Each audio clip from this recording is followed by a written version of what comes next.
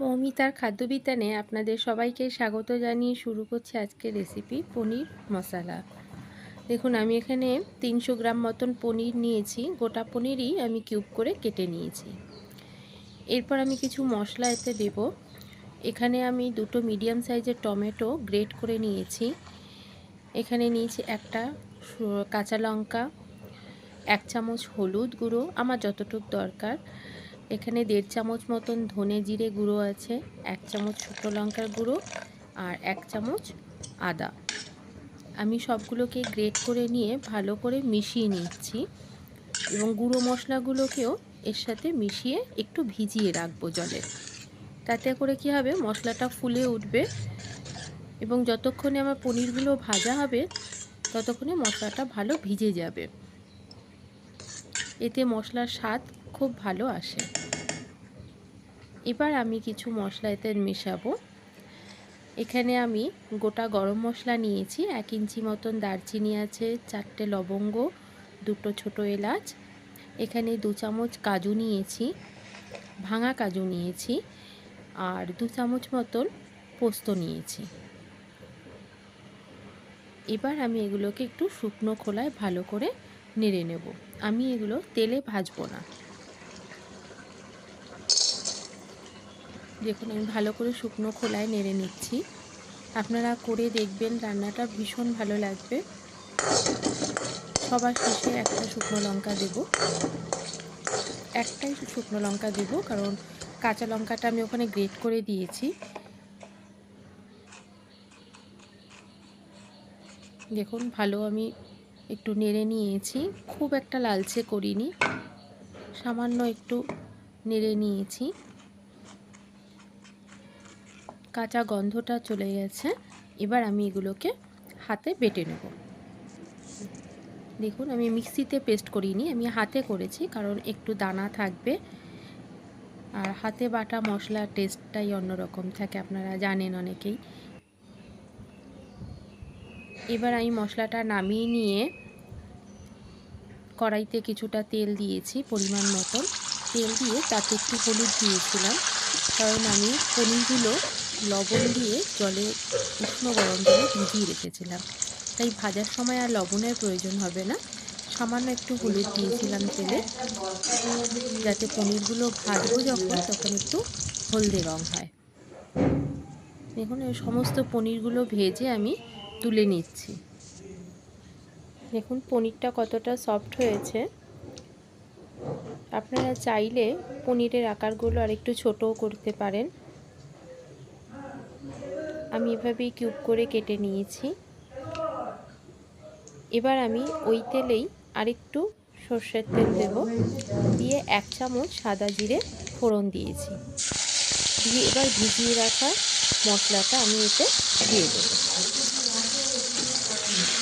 যেহেতু হলুদ এতে দেওয়াই ছিল আর পনিরটাও আমি হলুদ দিয়ে ভেজেছি, তাই খুব বেশি আর হলুদের প্রয়োজন হবে না। আর শুকনো লঙ্কার গুঁড়ো 1 চামচ দিয়েছি, কাঁচা লঙ্কা গ্রেট করে দিয়েছি, তাই আলাদা করে এখন আর লঙ্কা দেব না। এবার আমি পরিমাণ মতন লবণ দিয়েছি আর সামান্য একটু চিনি দিয়েছি, যাতে এর স্বাদটা বজায় থাকে। এবার আমি ভালো করে মশলাটা কষিয়ে নেব। দেখুন আমার জলটা টেনে গেছে, মশলাটা অনেকটাই কষে এসেছে, টমেটোর কাঁচা গন্ধটাও চলে গেছে। এবার আমি এতে আমার বেটে রাখা মশলাটা দেব।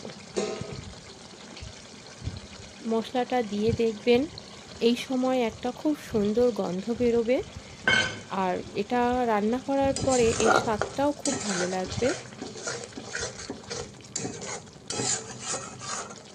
দেখুন এখানে পোস্ত দেওয়া রয়েছে আর কাজু বাদাম আছে, তাই একটু নাড়তে হবে। দেখুন দেওয়ার সাথে সাথে এটা ঘন হয়ে এসেছে। এটা আমি 2-3 মিনিট ভালো করে একটু কষে নেব, যাতে সমস্ত মশলার কাঁচা গন্ধটা চলে যায় এবং এটা যত কষা হবে মশলা থেকে খুব সুন্দর একটা গন্ধ বেরোবে। আর যেহেতু গরম মশলা দেয়া আছে তাই গন্ধটা আরেকটু ভালো হবে। দেখুন মশলাটা আমার প্রায় কষে আসছে, তেল ছেড়ে দিচ্ছে। আমি একটু জল দেব কারণ মশলাটা তলায় লেগে যাচ্ছে। এতে কাজু আর পোস্তটা আছে বলেই মশলাটা তলাতে লেগে যাচ্ছে। তাই একটু জল দিয়ে আমি 2-3 মিনিট ভালো করে কষিয়ে নেব। আপনারা রান্নাটা করবেন, করে বলবেন কীরকম হয়েছে। অবশ্যই কমেন্টে জানাবেন। ভালো লাগলে শেয়ার করবেন, একটা লাইক দেবেন আর চ্যানেলটিকে সাবস্ক্রাইব করে রাখবেন,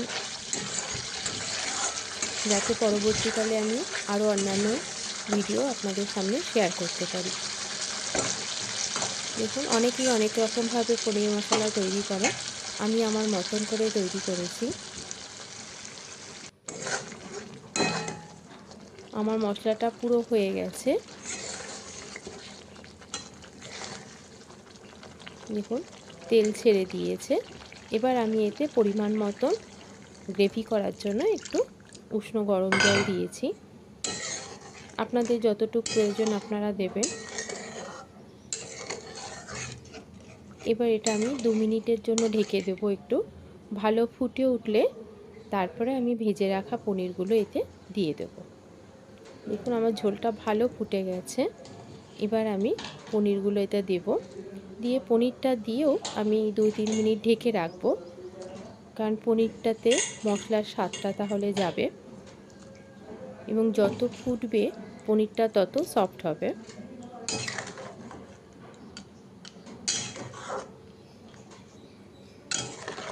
এই সময় খুব সুন্দর একটা গন্ধ বেরোয়। এতে আমি আর কোনো কিছুই দেব না। আমার রান্নাটা প্রায় হয়ে এসেছে। দেখুন, আমি 2-3 মিনিটের জন্য ভালো ফুটতে দিয়েছি। এবার আমি একটা কাঁচা লঙ্কা কুচি করে রেখেছিলাম, একটাই লঙ্কা দিয়েছি, ওপর থেকে ছড়িয়ে দিয়েছি, কারণ কাঁচা লঙ্কার গন্ধটা খুব ভালো লাগে। আর 2-3 চামচ মতন ধনেপাতা আমি কুচিয়ে রেখেছিলাম, সেটা ওপর থেকে ছড়িয়ে দিয়েছি। আমি এতে আর আলাদা করে গরম মশলা দেব না, কারণ আমি গরম মশলা বেটে দিয়েছিলাম, তার গন্ধটাই খুব সুন্দর।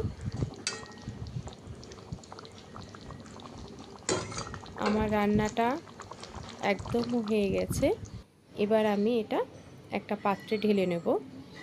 দেখুন, রান্নাটা পরিবেশন করার জন্য একদম তৈরি। এটা রুটি, ভাত, লুচি সব কিছুর সাথেই ভীষণ ভালো লাগবে। দেখুন গ্রেভিটা কতটা ঘন হয়েছে। এটা যত ঠান্ডা হবে গ্রেভিটা আরও ঘন হয়ে যাবে। আমার পনির মশলা একদম তৈরি হয়ে গেছে পরিবেশন করার জন্য। আর ভীষণ ভালো টেস্ট হবে, করে দেখবেন আপনারা এবং অবশ্যই কমেন্টে জানাবেন কেমন হয়েছে। তো মৌমিতার খাদ্যবিতানে আপনারা গেলে দেখতে পাবেন আরও অন্যান্য অনেক রেসিপি আছে, যেটা খুবই সহজ সরলভাবে করা আছে। তা আপনাদের কেমন লাগলো অবশ্যই কমেন্টে জানাবেন। এতক্ষণ সাথে থেকে সম্পূর্ণ ভিডিওটি দেখার জন্য আপনাদের অসংখ্য ধন্যবাদ।